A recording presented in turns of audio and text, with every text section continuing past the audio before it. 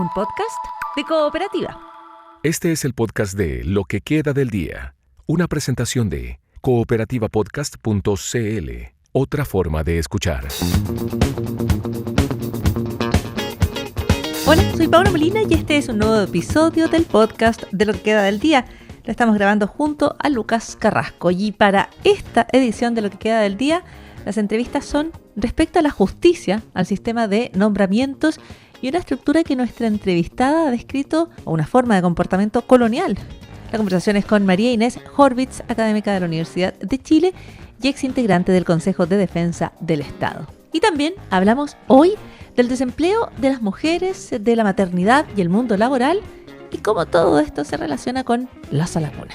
Así que la invitación es a escuchar y a que te suscribas al podcast de Lo que queda del día.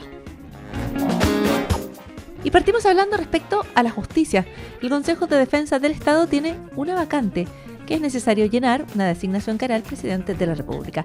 De esos y de otros temas conversamos con la exintegrante del Consejo de Defensa del Estado, la académica María Inés Horvitz.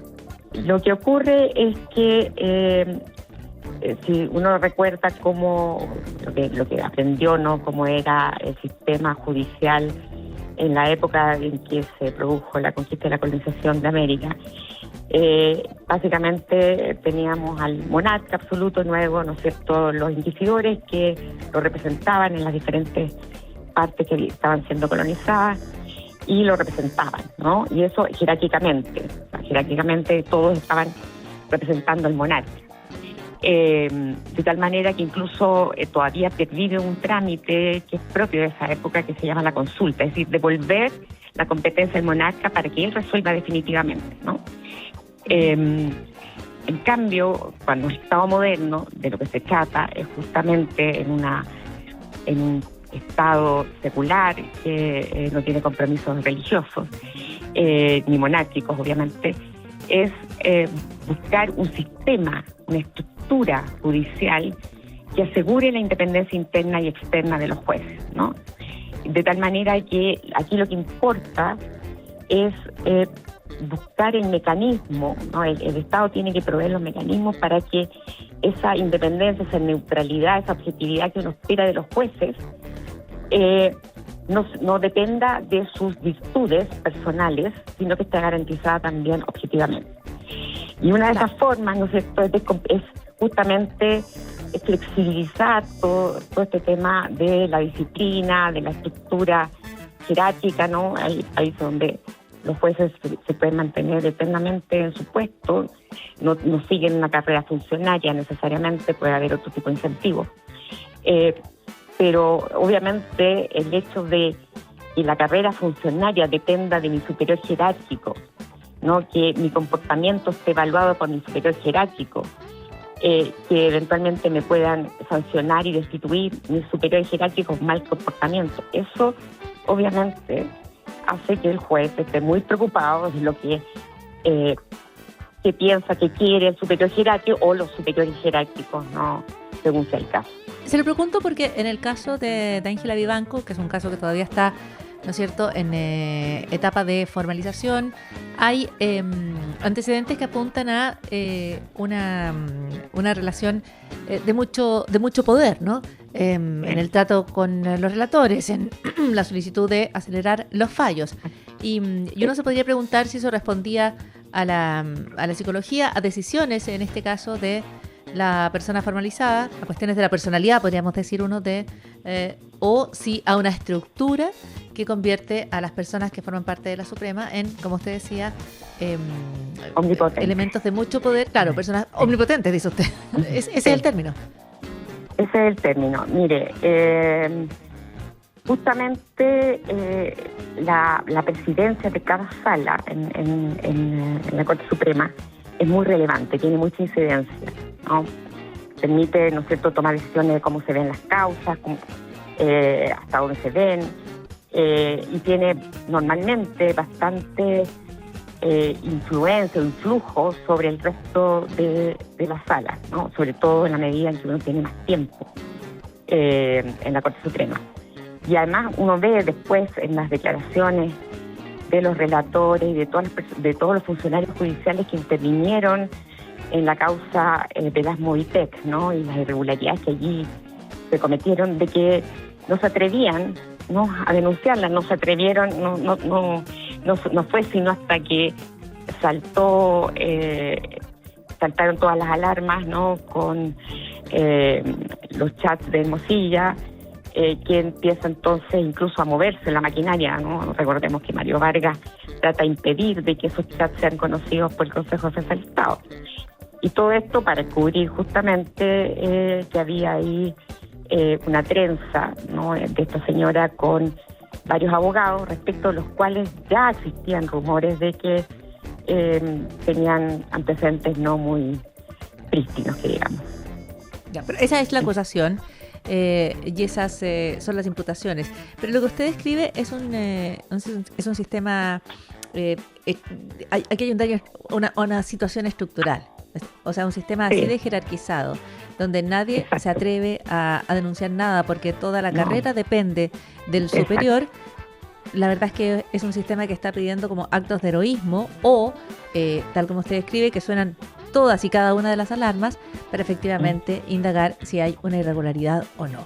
Y en ese sentido, el caso de Ángela Vivanco parece también hablar de una cuestión que tiene que ver con la tradición, de cómo funcionan los órganos de la justicia en Chile y que aparentemente no han cambiado pese a que en Chile se vive una reforma procesal relativamente reciente o hay una conversación constante respecto a cómo cambiar, por ejemplo, el sistema de nombramientos. ¿Usted ve respecto a los nombramientos? Dígame, no. No, solamente quería acotar de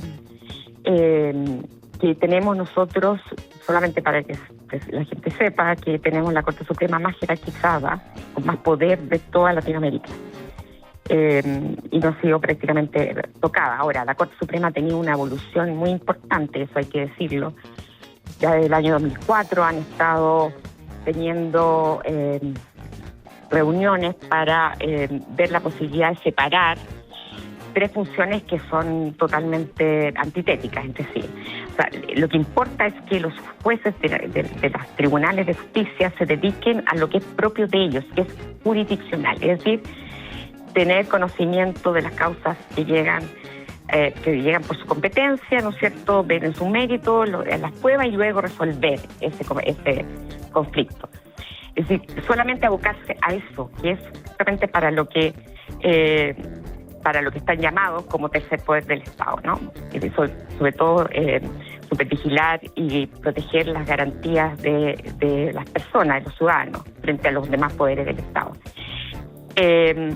Entonces hay que separar, y eso es una cosa que lo planteó la propia Corte Suprema, separar completamente las funciones, por ejemplo, disciplinarias, ¿no?, que no tengan nada que ver con, por ejemplo, aplicar sanciones a un juez o calificarlo cada año, su conducta, etcétera. Todo eso, las administrativas, incluso la gestión económica, y desde luego en el sistema de nombramientos judiciales lo han venido señalando desde hace tiempo, y se nota también en un informe que evacuaron al Parlamento sobre el nuevo proyecto de ley que cambia el sistema de nombramientos judiciales.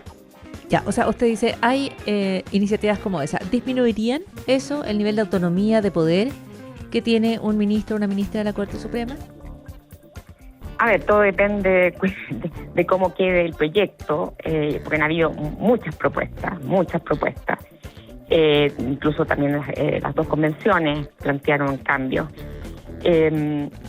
Aquí lo que importa es tratar de buscar mecanismos que signifiquen la menor posibilidad de politización de los jueces, ¿no? De tal manera de que los jueces no tengan que orientar su comportamiento hacia los intereses que tengan aquellos que lo nombraron. Aquí se supone que debiera primar lo que se llama el principio de ingratitud. Me nombras, pero yo no te debo nada. Eso no es lo que ocurre en nuestro país, ¿no? Y por eso tenemos el problema del tráfico de influencias, de los conflictos de interés, porque finalmente lo que ocurre es que si me nombraste, porque además no hay un sistema transparente, totalmente transparente para la designación sobre todo los ministros de la Corte de Apelaciones y Suprema, que hace que siempre exista una cierta suspicacia de qué es lo que finalmente pudieran haber acordado, ¿no?, con los senadores o con el Ejecutivo para que lo nombraran. Y lo mismo ocurre con el fiscal nacional, por lo demás, con el Ministerio Público. De tal manera que una presentación este es el problema. Y yo veo ahora, que... Sí, perdón. No, precisamente respecto al problema que está o parece más o menos identificado, hay quienes ponen acento en un aspecto o en el otro, pero hay en general consenso en que el problema o el sistema de nombramientos no está favoreciendo ni la independencia, ni la transparencia y eventualmente tampoco la probidad. El que no se haya avanzado hasta ahora, ¿responde en su opinión a una falta de voluntad política o a las mismas resistencias dentro del propio sistema judicial o a resistencias dentro del Ejecutivo, si así cabe, o del Congreso? ¿Por qué cree que no avanza? Mire, yo he visto que tiene un cierto avance. Lo estuve revisando justamente para poder hacerme cargo. El problema es que se le plantean muchas indicaciones al proyecto porque hay mucha desconfianza de los parlamentarios acerca de quién va a tener finalmente la manija de la designación de los ministros, sobre todo de los tribunales superiores, ¿no? Porque están los consejos, un consejo se le ha puesto Consejo de la Justicia, Consejo de la Magistratura, Consejo Autónomo de la Justicia, Consejo de Gobierno Judicial. Todo lo que tiene que ver con la designación de los jueces suele estar englobado en la idea de gobierno judicial.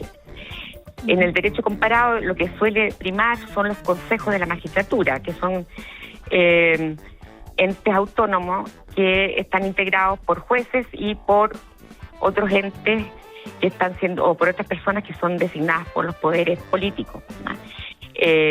Entonces el tema es que la gran acusación que se les hace es que igual se politizan, porque están compuestos también por jueces, que tienen la mayoría en general de composición del Consejo, y porque muchos de sus integrantes también son designados por entes políticos. Ahora, no existe un mecanismo que uno diga va a ser totalmente inmune a tráfico de influencias. En la medida en que existan personas, sobre todo en nuestro país que es pequeño, un grupo relativamente conocido de personas que se dedican al derecho, siempre va a haber la posibilidad, ¿no?, sobre todo por esta interacción constante con los jueces y con las personas que ejercen el poder político, de que haya algún tipo de influencia por alguna vía. En mi opinión, creo que el mecanismo debiera ser primordialmente técnico, es decir, que es un poco lo que hace la Academia Judicial, ¿no? Tener en cuenta, ¿no?, toda la capacitación, todo el aprendizaje práctico que haya tenido el abogado para poder llegar a ser juez, y luego un concurso público de oposición y antecedentes en los que se haga una quina por ese consejo, por un consejo, que ya le digo, esto es una forma de reducir la posibilidad de discrecionalidad, porque el consejo es el que decide quiénes van a quedar en la quina o en la terna según corresponda, y luego entonces recién se hace una quina, una terna, y en mi opinión la forma de designar debiera ser a través de sorteo, no que quedara a cargo del presidente de la República o del Senado como es actualmente. Porque ahí es donde vienen, ¿no es cierto?, las negociaciones, que yo quiero uno de mi lado, yo quiero del otro, etcétera. Como el tema es técnico, básicamente, que los jueces sepan aplicar el derecho o interpretar el derecho, la idea entonces que se asegure que sea el mejor, ¿no es cierto?, el que esté más capacitado, el que salga finalmente elegido.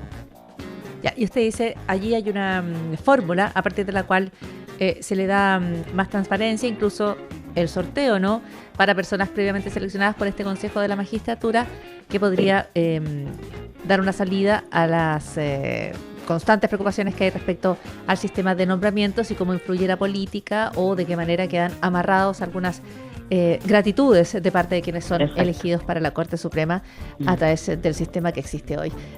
María Inés Horvitz, finalmente pedirle un comentario respecto a lo que se está definiendo en el Consejo de Defensa del Estado, o que es necesario definir, más bien, y es que el presidente debe nombrar un consejero en un cupo que se ha formado, ¿no es cierto? Hay una vacante entre los integrantes del Consejo de Defensa del Estado y el presidente puede o debe, no sé si debe elegir a un consejero antes de que concluya su mandato. ¿Cómo ve ese proceso? A propósito, ya no estamos hablando de la Corte Suprema, estamos hablando del Consejo de Defensa del Estado, pero que es un organismo, primero, muy visible para la opinión pública, ¿no? Y a cargo, sin ir más lejos, de defender los intereses del Estado.